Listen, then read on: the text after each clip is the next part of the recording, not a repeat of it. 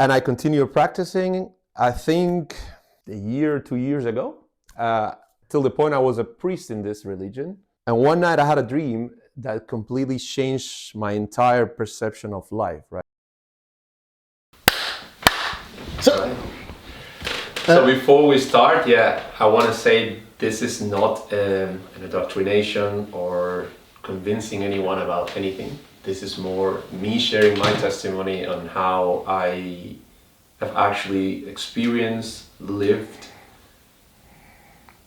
all the interaction with God, with Jesus, and with the Holy Spirit. If someone doesn't agree, I totally will understand that. It's me just sharing how in my personal life and in my personal testimony, there's been signs all around it by the touch of God. I lived 5 years in Yemen, 7 years in Qatar, and ended up in Belgium and worked in the Netherlands. So I've moved around quite a lot. Almost half of my life in the Middle East, where I also seen and by firsthand the other cultures and other religions, such as Islam, such as Hinduism. So I've seen all of that together. By birth, Cuba is a Catholic country because of the Spanish heritage. However, in my family, there was an influence, let's put it that way, but there wasn't, let's say, a constant think about Catholicism or Christianism. There was just, it's there, and that's it. What I shared, because I know they all like this story, is that there's also, from the heritage of the Spanish people or the Spanish conquistadors, they brought African slaves to the country. And with that, they also brought something called a Yoruba religion. So it's an African religion, which it's quite strong in Cuba. And at this moment, I would say it's almost half and half within the entire island. This Yoruba religion obviously comes from the African slaves adopted by Cubans, and it comes from quite back in the days where the conquistadors in 1492 came to the island. So, said that, when I was young, I used to practice this religion, and it's a religion where you can do good, but you can also do bad. Just to put you in context, what is Yoruba? Yoruba is more like it's a current from the voodoo, because it all comes from the same ethnicity, so from Nigeria and all that kind of stuff. And I continued practicing, I think, like a year, 2 years ago, till the point I was a priest in this religion. However, something changed one day, and I was practicing the religion and having all those kind of things. And one night I had a dream that completely changed my entire perception of life, right? Normally I don't have dreams on this kind of things, but I had a dream where it was basically, and I will summarize it, God saying, hey, either you go this path or you're not going to be saved. It was so intense that I couldn't explain in the next morning what just happened. Was it something I dreamed about? Was I imagining things that I dreamed about? But it was so strong that that's the same day I collected everything I had and I put it all in a basket. And I said, this is it. But then I had to figure out how to get rid of it, because at some point you feel scared. Am I doing the right thing? And am I going crazy right now? So it took me quite some time.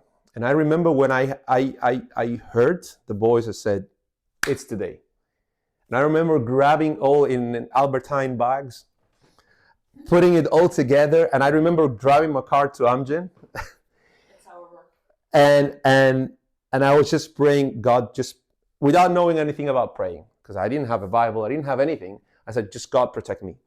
While I do this, please protect me, please protect me, please protect me, please protect me. And I remember dropping all that in a container at Amgen and said, this is enough of my story, and I will start as a new, fresh person. That was around, I think, if I'm not mistaken, May, early May. And in July, I traveled to the US to see my family that lives there. And while I was traveling, I was in contact with my cousin, and he's Christian, and with a friend of mine, and they're like, oh, you should pass by this church just so you see it and you start feeling it. I already got like the Bible app, so I started every morning trying to get into that flow. But what was miraculously was like I got to the church and they were like, oh, but we are baptizing today, so it's for free, and if you wanted to do it right now, and I'm like, yeah, right now, let's do it. Let's do it. I have actually a video. Let's do it. I'm like, yeah, but I don't have any clothes. No worries, we'll get you new clothes, and yeah, just go for it. And I did it. And from there on, I started all this journey. Now, the beauty of all this is that God always speaks through either person, visions, memories. There's always a way that God, we were talking earlier about it, connects things together, right? And the beauty of all that was that then I met Maria Jose. Then I started changing completely my way of being as a person. People were like, but you're more calm. You're not more angry anymore. Because I used to be very, not angry, but I used to have quite expressive, right? And I'm still Latin, so that's quite difficult. But I used to get irritated really quick about just simple things, right? What I want to share today, this is a bit of summary of my story.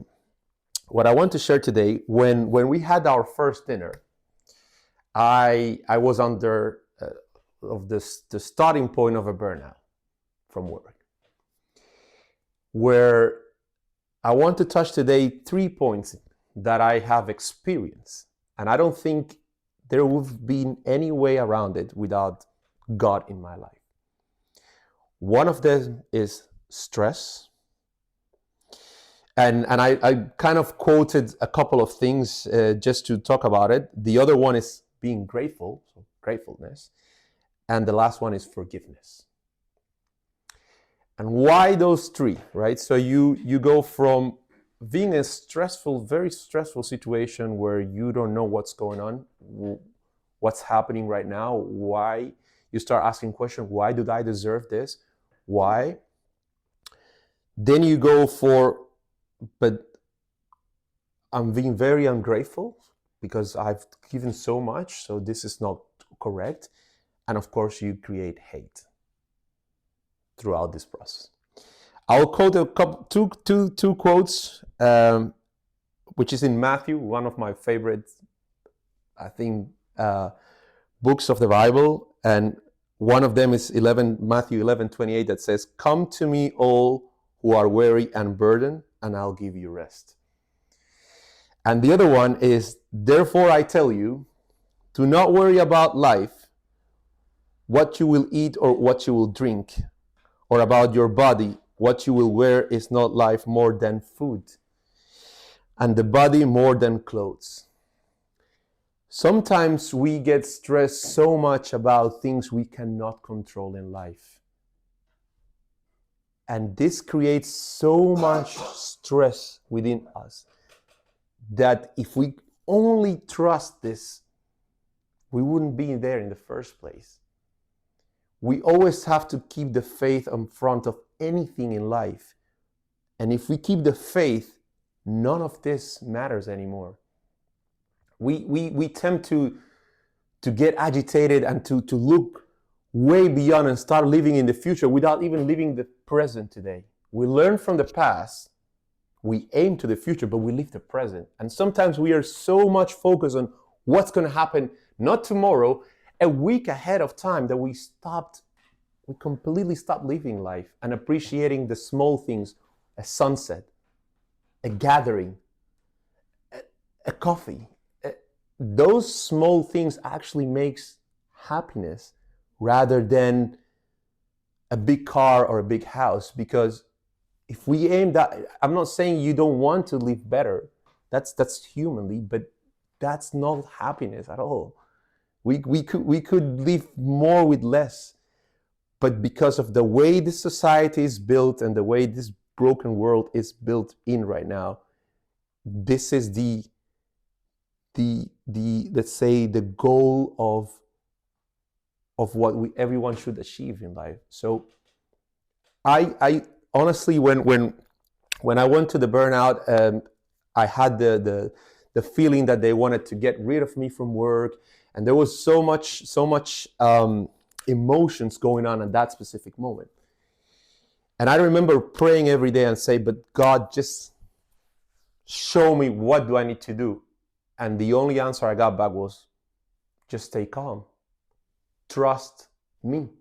And I was like, don't you see what's happening right now? Like, so how? And this was something very hard, which created me so much complexity into the faith. Because faith, you can say, oh yeah, I trust God because see, I'm living, but when things get hard, it's when you need to prevail that faith and trust Him. No matter what's going on, no matter how much stress you are, you need to wake up every morning and still pray and be thankful for what He has already done.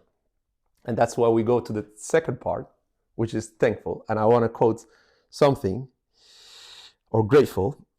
Give thanks in all circumstances, for this is God's will for you in Christ and Jesus Christ. 1 Thessalonians 5:18.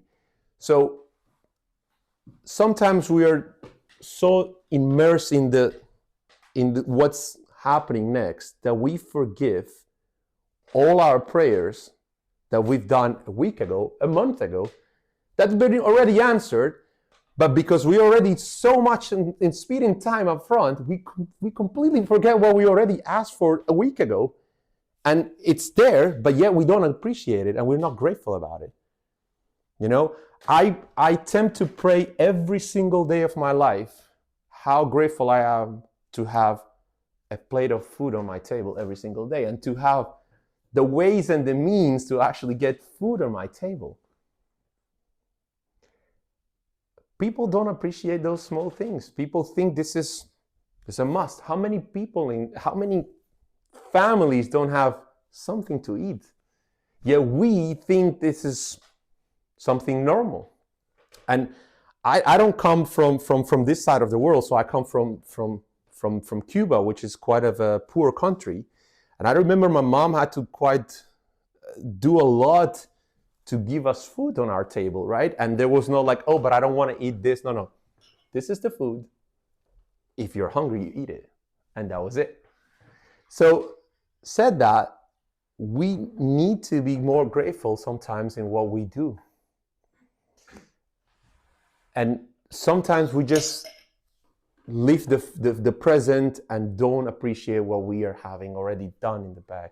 So being grateful is something else. Linking it with my burnout, I actually had a job interview, and they called me, and I'm always bad reading emails in terms of I know what they win. So I went to there was a job like a visit to the actual place. So I went there and I started talking about it, and they said, well, we're going to do the visit now. You're going to visit the site, and then we're going to come back to you once. And how's the visit? Yeah. So now here's your business case. And I was like, come again? Yeah, your business case. So you have 30 minutes to solve it, and it's in the email. Didn't you read the email? And I'm like, yeah, of course. But I didn't, right? So I remember sitting there, And I was like, God, what is this? Like, I'm not even prepared for this. And one of the things that took me to the burnout, so I had to go to an improvement plan and I had to improve the department. And one of the things it was to create a departmental plan. Maybe it's a bit technical, but what I learned during that process that took me to the burnout was exactly the same thing they were asking me to do on that interview. So I was like, okay, but this took me to the burnout, and now I'm exactly that. I just need to put it on a paper here for the interview. And I remember started writing, oh, this is the roadmap, and this is this, and that's da. And I remember people entering, and I'm like, yeah, this is what you need to do, this, and that. And I left the room, completely felt that God was on top of me, left the room and said, for sure they're gonna hire me after this. And I was like, going through that process, I was sitting in the car thinking, and I'm like, I created so much hate towards that person that put me where I was. Yet now, I'm grateful because thanks to this pressure, I'm gonna have a new job, right? And now, that's the part that most cost me, was to forgive.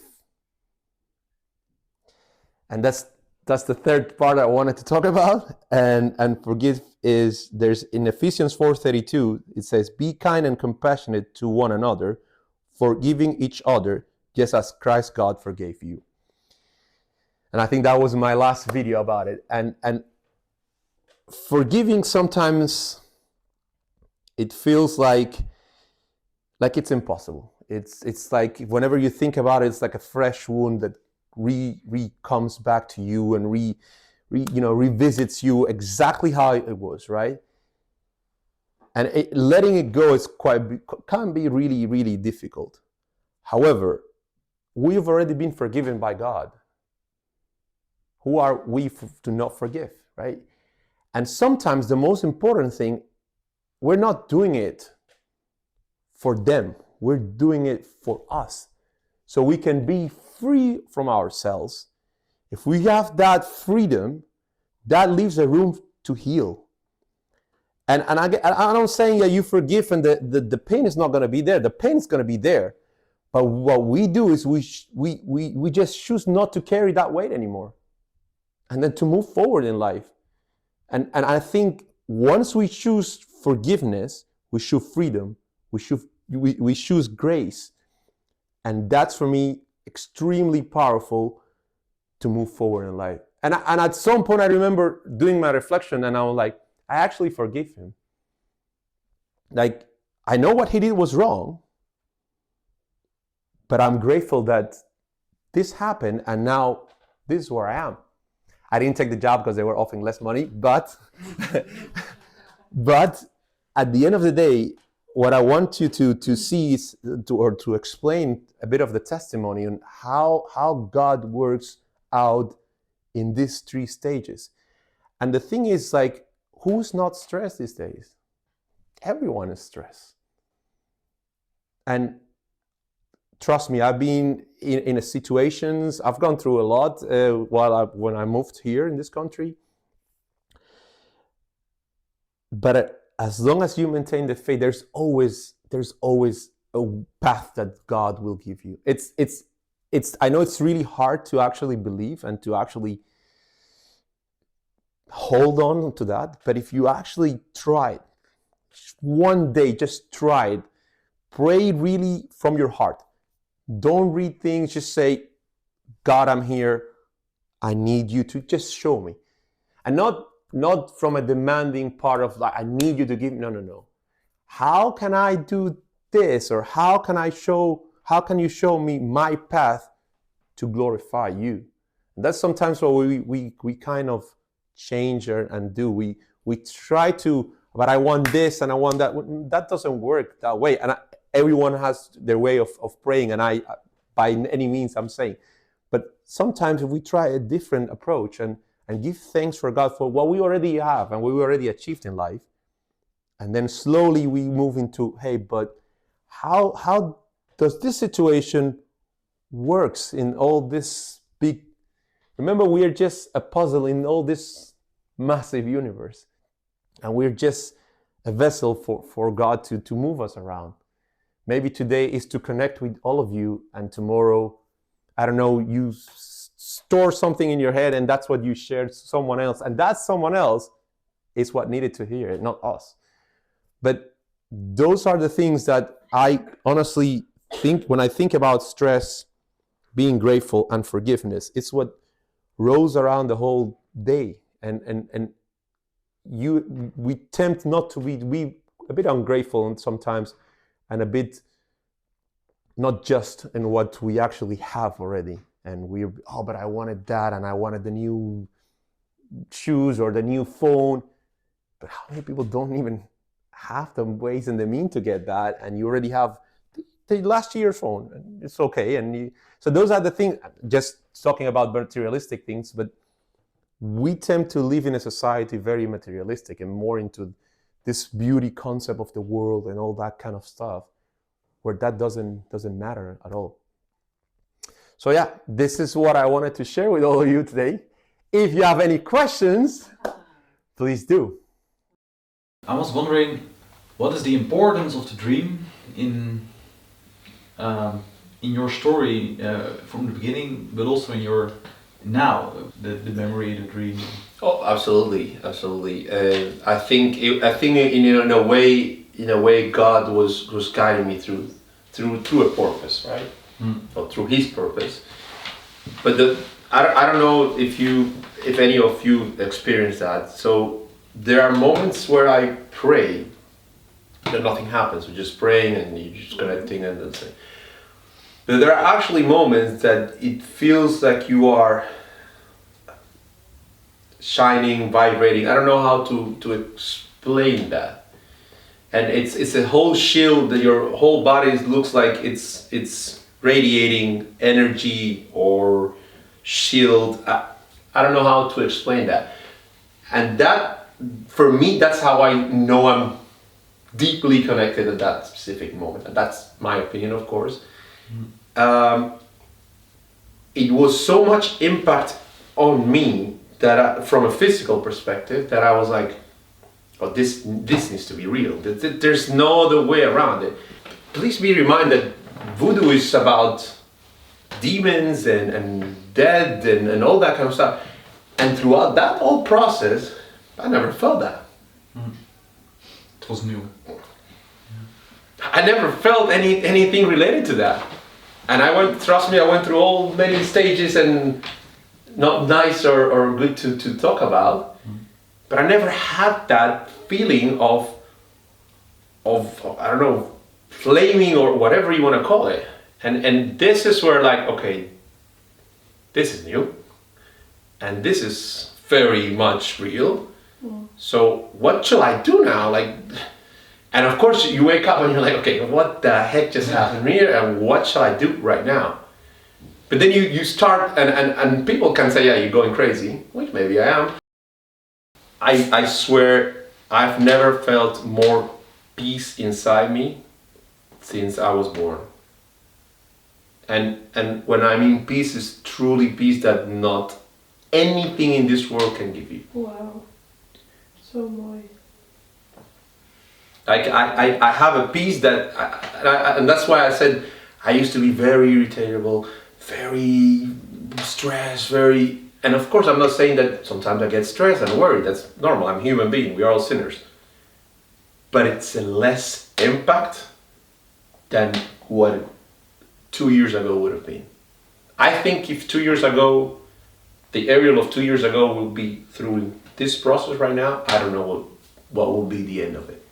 I can assure you that. You discovered a lot of religions, like Yep. you thought about the voodoo. Yep. You lived in Yemen, Qatar. That's a Muslim country. Yep. How are you sure that this is the right religion? Oh, that's quite easy. It's a very simple question. There is a commandment in the Bible that says, love God with all your heart, your spirit, and your soul, right? But then when Jesus came, he said, but love each other the same way. There's nothing in any other religion that says that. You can look it up. I've not known anyone that actually read the Bible without being a Christian and hasn't improved in their life as a person. Because the model teaches that Jesus left behind. It's impossible that you don't improve as a human person. No other religion has that. That's simple. Voodooism is, oh, I don't like you, I'm gonna send demons to you and I'm gonna make things against you. So there's no peace in that religion. There's definitely not holy in that religion. So yeah. So if you look into, and the Hinduism, they worship many gods that they had many fights, and so it's all about which religion is actually religion of peace. It's Christianity. It's the only one. It's not me saying it's you can look it up. It's the truth, and there's no other religion that says love your neighbor as your own. And you need to put, if you put the other person before you, that's righteousness. Where does it say in Hinduism? Where does it say in the Quran? In fact, in the Quran, Jesus is in there. And if you read verse 3, side 3 of the Quran, the Bible is mentioned there as the holy book. Not the Quran, it's the Bible. But of course they can say you can interpret it that way and whatever, but so Muhammad is not in the Quran, in the Bible, but Jesus in the Quran. There's some stuff that doesn't add up there. But yeah, so yeah, I think does that answer your question? We don't always have to short term in that parameter of like, oh, we go to a church and we pray. Sometimes when we transform, or we know like God transforms someone for a better good, that's Him working through that person. Yeah. Is it necessary that someone needs to know himself that he's transformed by Jesus? That's a good question. I think eventually people will notice. Mm-hmm. There's been throughout the entire history people that have been transformed or being touched by the Holy Spirit. That, yeah, best one is John, but yeah, there are many that you can actually notice. Do you know, for instance, that the Prince of Kuwait, which is an Islamic country, is Christian? If you want more proof than that, then I really don't know. And that's quite of a, because if you've not lived there, you have no idea how much social, religious pressure those people have. Being from the royal family, put it against 1 million on top of that, and you going outside and say, hey, all good for you guys, but I'm Christian and I believe in Jesus Christ. That needs to be very powerful. There's not been in history recorded that people had brutal death and haven't changed their thoughts. If you look how the apostles were killed, they were brutally killed. Not just killed, but brutally killed. And until they died, they said, Jesus is my Lord and Savior. Nothing in this world has been registered except that. And the other important fact is that in that time, you would never use women to be as a witness. And the first human being that actually seen Jesus Maria Magdalena. was a woman. So those are theological, historical facts about the Bible, about God, about Jesus. You had a dream and then you start reading the Bible. Did you watch a lot of YouTube videos as well, or did you talk to many people? Yes, I try to watch some videos. There's I don't remember his name. It's an old guy who actually preaches in schools. He's one of the most quite iconic guy. Yeah, he's like sitting with his legs. That guy, yeah. Yeah. But Dat wil het helemaal weten. Yeah. I will look for it. I will look for it. Yeah.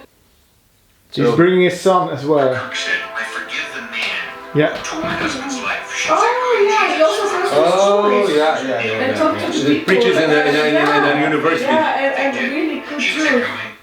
Yeah. This guy, he's quite, and again, as I always say, you listen, debate, but not what he's saying is truth, right? That's what I always try to do. So I listen to them, and I'm like, I would not see it that way, and but also sometimes I'm like, no, but I don't agree with that, right? I agree in this way, but that's the whole purpose, right? Yeah. But I've learned quite a lot from him in terms of he tries to debate a lot into people try to say, but how do you know that Jesus was real, right? And that's sometimes quite a big question that we Christians get. How do you know that? And this is where I actually learned a lot, and that's where they're like, yeah, there were more than 400 people with more than 3-4 civilizations within that time that had written about Jesus. So Romans, Jews, the Christians, the Muslims. How do you, and all that combined that Jesus existed, so there's a historical proof that it exists. So he comes with quite strong, because obviously he has a master in theology and blah blah. So, but it's quite interesting. So you you read the Bible, you watch TikTok videos, and did you go to a church or? Well, in Miami, I did go to get baptized there. But you, in Belgium, you don't have.